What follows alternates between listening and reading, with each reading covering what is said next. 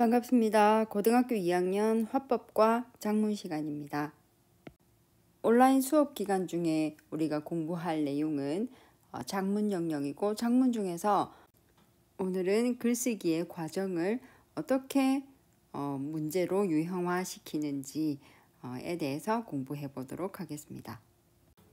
자, 먼저 좀 전에 선생님이 이야기한 것처럼 작문은 글쓰기의 과정을 객관식으로 물어보는 영역입니다. 잠깐만 그러면 글쓰기의 과정을 정리해 보도록 하겠습니다.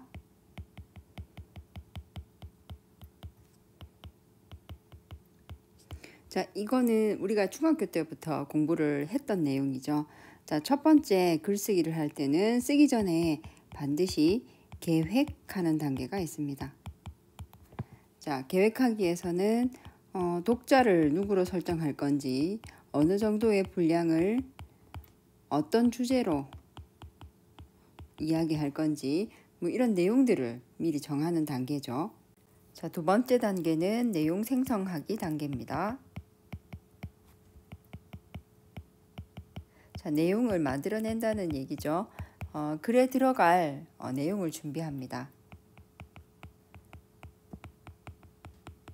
여러분이 보통 글을 쓸 때 주제나 분량 같은 게 정해지면 가장 먼저 검색을 하거나 책을 찾아서 내가 말할 내용에 필요한 어떤 보조적인 내용들을 검색을 다들 해서 자료를 찾죠.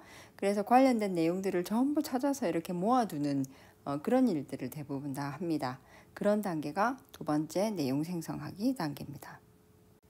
그리고 세 번째가 내용 조직하기 단계입니다. 여러분이 앞 단계에서 모아놨던 내용들을 글 개요서를 쓰면서 어떤 순서로 말할 것인지를, 어떤 순서로 글을 쓸 건지를 순서를 정하는 그런 단계죠. 자, 그래서 이 단계에서 나한테 필요한 내용은 남겨두고 필요하지 않는 내용들은 삭제하는 그런 일들을 합니다. 주제를 중심으로 해서 내용들을 다 정리하는 단계입니다. 그리고 네 번째 단계는 표현하기 혹은 초고 쓰기 단계라고도 이야기합니다. 자, 앞에 여러분들이 썼던 그 개요를 바탕으로 해서 내용을 조직해서 실제로 글을 쓰는 단계에 해당이 됩니다. 그리고 마지막 단계는 고쳐쓰기 단계입니다. 여러분들이 썼던 내용들을 처음부터 계획한 대로 제대로 써졌는지, 고쳐야 될 점은 없는지 이런 것들을 확인하는 그런 단계죠. 여기 지금 선생님이 정리한 그 글쓰기의 과정은 꼭 이대로 지키는 것은 아닙니다. 글 쓰는 사람마다 이 단계를 그대로 밟아가기도 하고, 필요할 때마다 표현을 하다가도 내용 생성하기로 다시 돌아갈 수 있고, 내용 조직하기로 다시 돌아가서 순서를 바꾸기도 하고, 여러 번 이렇게 글 쓰는 과정은 바뀔 수 있습니다. 그리고 이 단계들은 우리가 지금 공부하고 있는 화법과 작문의 이 작문 영역에서도 굉장히 중요한 영역입니다. 대체로 여기 나와 있는 이 과정들을 중심으로 우리가 학교에서도 공부를 하고 그 학평에서도 이런 과정을 중심으로 문항이 출제가 되기 때문에 이 과정을 이해하는 것은 대단히 중요한 부분입니다. 자, 그리고 오늘은 이 과정들 중에서 첫 번째 나와 있는 이 계획하기 단계에 해당하는 문항들이 어떻게 만들어지는가를 같이 살펴보도록 하겠습니다.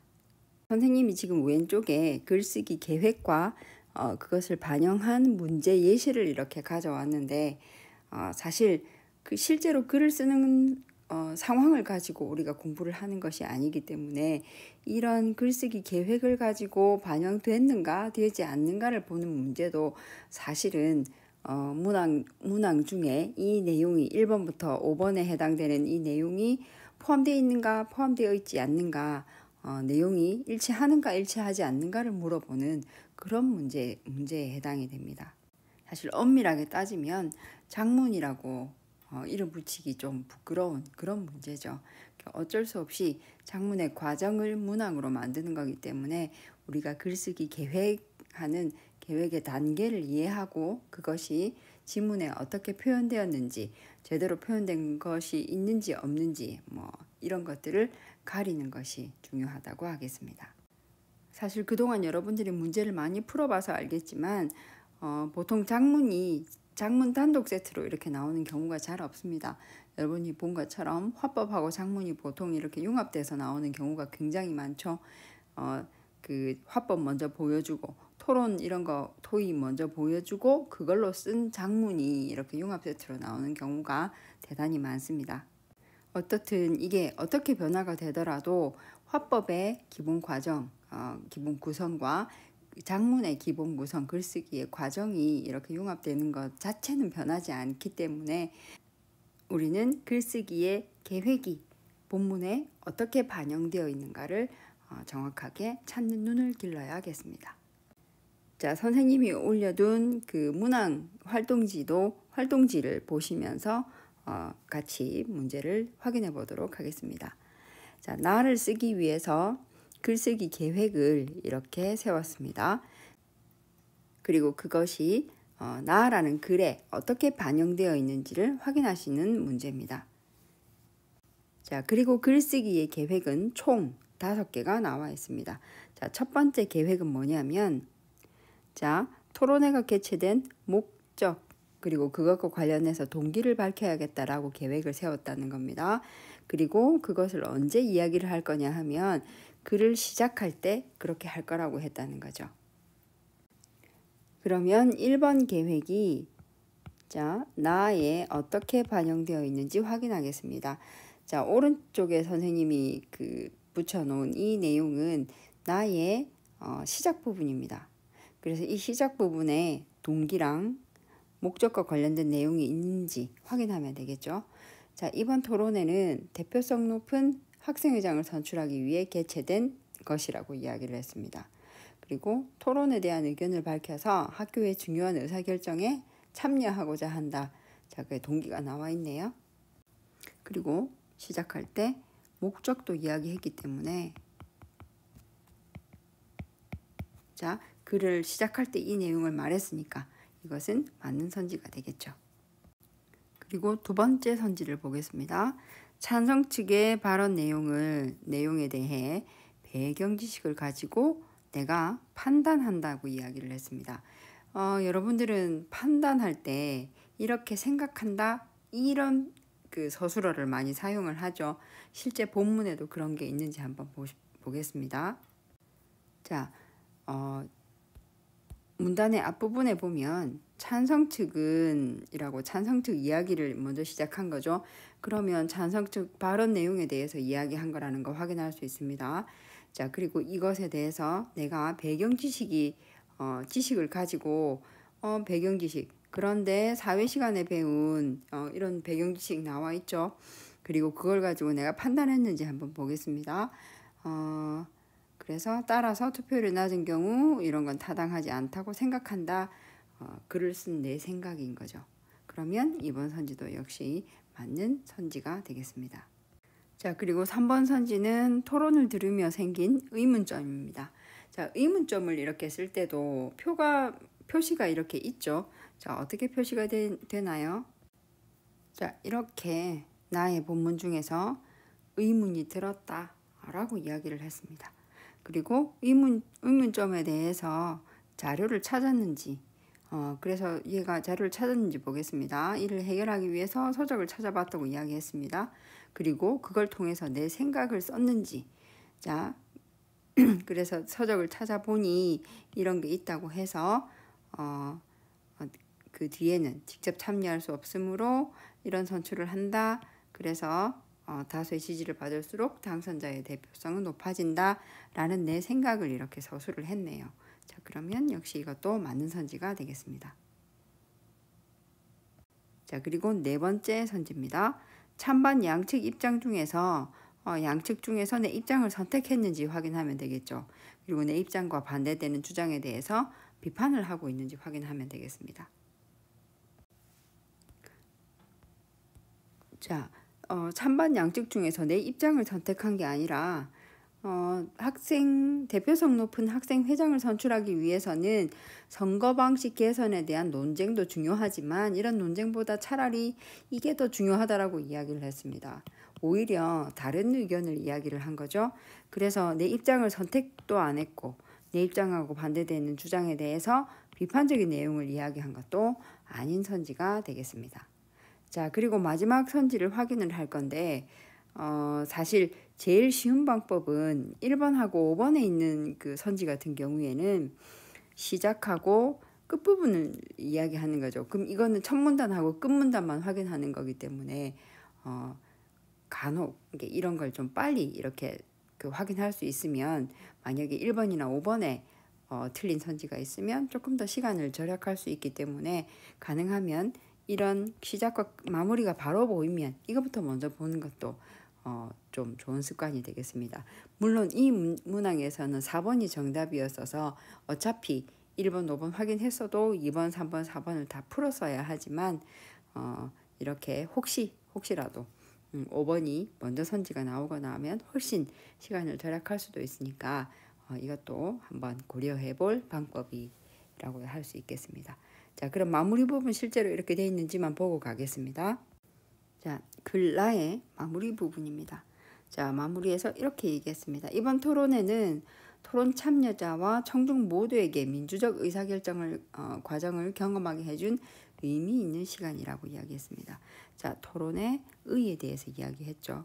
그리고 학교의 중요한 문제 해결을 위해 논쟁하고 공동체 일원으로 의견을 나누는 것은 민주적 의사소통의 첫걸음이라고 생각한다. 자, 이런 과정에서 토론의 필요성을 제시를 했네. 그리고 글의 마지막에 쓴 거기 때문에 5번도 역시 맞는 선지가 되겠습니다. 자, 아직 여러분들 중에는 이 글쓰기 계획과 이 글쓰기 계획이 반영된 나를 이렇게 비교하면서 읽는 연습이 부족한 친구들이 있습니다. 자, 하지만 선생님이 좀 전에 한 것처럼 목적이나 동기를 쓴 글 그리고 그걸로 시작하고 있는지 그 다음에 어떤 측의 발언 내용에 대해서 배경 지식을 가지고 판단을 하고 있는지 자, 이런 것들을 하나하나 이렇게 따져가면서 읽는 연습을 꾸준히 하시면 충분히 쉽게 해결할 수 있는 그런 문제라고 하겠습니다. 자, 또 다른 문제 유형도 한번 보도록 하겠습니다. 자, 같은 내용이죠. 가를 바탕으로 해서 자, 나를 쓰기 위해서 작성한 얘는 메모입니다. 글쓰기 계획이라는 얘기입니다. 자, 이것도 역시 여기 나타난 메모를 가지고 이것이 나에 어떻게 반영되어 있는가를 찾는 문제입니다. 자, 이 문제도 역시 비슷한 시기에 출제됐던 그 문항인데 여기 나와 있는 5개도 역시 그 글쓰기 계획에 나와서 반영되는 내용입니다. 자, 이 글은 기사문이었기 때문에 보도하고자 하는 행사의 취지가 드러나도록 표제나 부제를 작성하겠어 라고 계획을 세웠으니까 이것이 본문에 어떻게 나타나는지를 확인하면 되겠습니다. 자, 여기 표제, 부제라고 나뉘어져 있는 거는 나입니다. 자, 표제에 우리가 직접 선정하는 급식 메뉴 부제가 급식 만족도를 높이고 찬반을 줄이기 위해 실시돼 라고 했으면 보도하고자 하는 행사의 취지가 맞는가 확인하면 되는 거죠. 자, 이 기사의 큰 제목에 우리가 직접 선정하는 급식 메뉴를 통해서 급식 만족도를 높이고 찬반을 줄이기 위해서 실시된다고 이렇게 행사의 취지가 직접적으로 드러나 있는 거죠. 그리고 두 번째 선지는 급식 메뉴 선정에 참여한 학생들, 자, 그리고 그 학생들의 반응을 제시한다고 이야기했습니다. 그리고 행사의 효과를 부각해야겠다고 이야기를 했습니다. 자, 그것이 여기 어떻게 나타나는지 한번 보겠습니다. 글날을 쭉 읽다 보면 급식 메뉴 선정한 학생들이라는 게 이렇게 아마 빨리 보일 겁니다. 대부분 이렇게 문단 앞부분에 있기 때문에 이런 것들을 조금 빨리 이렇게 찾아내면 글을 좀 다른 데서 이렇게 시간 낭비하는 시간을 좀 줄일 수 있습니다. 자, 선지 두 번째가 어떤 내용하고 관계됐는지 지금 찾았으니까 그러면 반응이 나와 있는지 확인하겠습니다. 자, 이런 학생들은 매월 잔반을 가장 적게 배출하는 학급의 학생들이 선정되고 급식 메뉴 선정에 참여한 이 학생들은 학생들이 선호하는 음식을 조사하고 그 결과를 바탕으로 여러 개의 안을 마련하고 영양사 선생님의 조언을 구해서 급식 메뉴를 결정하고 메뉴 선정에 참여했던 학생들은 메뉴 선정 과정에서 경험했던 어려움을 토로했다. 자, 맨 마지막 부분에 급식 선정에 참여했던 이 학생들이 어려웠다라는 반응은 지금 제시되어 있는 거죠. 그런데 행사의 효과는 하나도 나와 있지 않기 때문에 2번 선지가 틀린 것이 되겠습니다. 자, 이렇게 두 번째에서 바로 찾으면 시간을 훨씬 절약할 수 있지만 혹시 애매하게 되면 나머지 부분들을 여러분들이 다 확인하면서 CDE까지 확인하면서 시간을 조금 더 쓰게 되기도 합니다. 자, 그런데 반응은 있지만 행사의 효과는 없다는 것만 여러분들이 빨리 이렇게 확인을 하시면 여기에서 시간을 훨씬 절약하실 수 있을 것 같습니다.